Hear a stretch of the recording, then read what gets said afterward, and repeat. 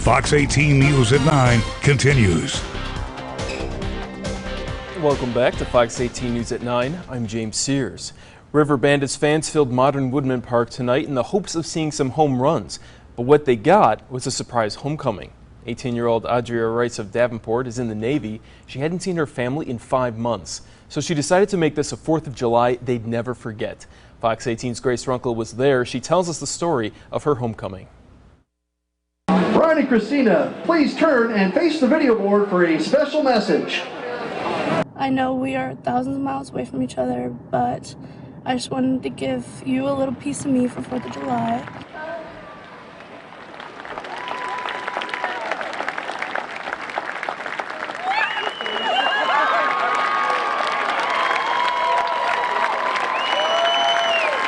The Rice family knows goodbyes are hard. Every time that they FaceTime me, my mom hangs up crying. This 4th of July, they learned hellos aren't.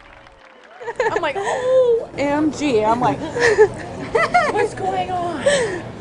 I mean, it was just so overwhelming and such a surprise and blessed. Very blessed. Adria Rice didn't think she'd make it home to celebrate her niece's birthday. But when that changed, she worked with her sister to make this homecoming special. I was just like, I hope they don't turn around. I hope they don't turn around. And like, my dad always figures everything out. So like, I was hoping he didn't. But I could tell by his face that he had no idea. Adria is following in the steps of her father, a military veteran.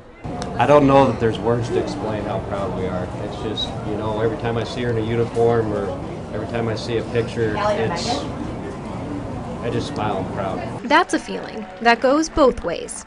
I just wanted to say that you guys are amazing. You guys are the best. The looks on their faces every time I come home is just the greatest thing ever. Grace Runkle, Fox 18 News. I love stories like this. Well, Adria will be home in the Quad Cities for 5 days. Then she heads back to the NSA headquarters in D.C. Well, many of the Democrats vying to unseat President Trump are in the first caucus state of Iowa tonight for the 4th of July holiday. Joe Biden leading in the polls in Iowa with 24%, followed by Kamala Harris with 16%.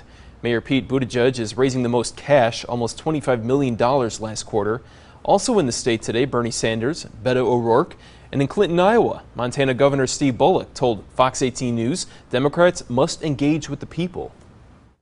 We're in a state where a third of the counties voted for Obama, then swapped over to Trump. We've got to be able to connect in areas both urban and rural. We got to make our case, and it's not just being against Donald Trump, it's making sure that Washington D.C. can work for him. Well, Bullock is eligible for the next round of Democratic debates on July 30th and 31st. At one house in Illinois, cutting the grass is just the beginning of a massive Independence Day project.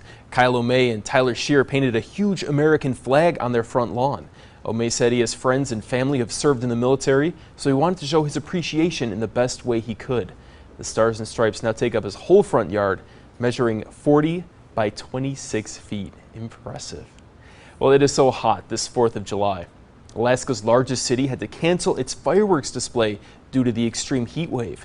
Anchorage expected to surpass an 85-degree temperature record, making conditions prime for wildfires. Alaskans, though, they're keeping cool today with ice cream and swimming in the lake. Southern Alaska's ongoing heat wave expected to intensify significantly over the coming week. Oh, check out that reindeer. Yep, they're up. There's reindeer farms up there in Anchorage. Oh, yeah. All these spots. Those are my old haunts. And what time do they do the fireworks there? I mean, it stays light so long. They do them so late because they have the lights up or something like that. And then you can barely see them, but even then, yeah, you can still kind of enjoy them. And it's a little unusual. Normally, when it's really warm in Alaska, especially other times during the year, at least relatively warm anyway there, usually it's not that way here. It's a little bit cooler, but warm there, warm here. Yeah. And we hit 90 again earlier today. Here are the almanac numbers for the Quad Cities. So it's warm all over the place. 90 here, the normal high is 86, so it was a little bit above average again today.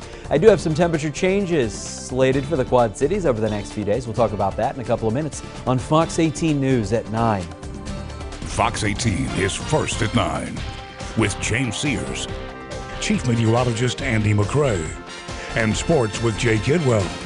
You're watching Fox 18 News at 9 in high definition.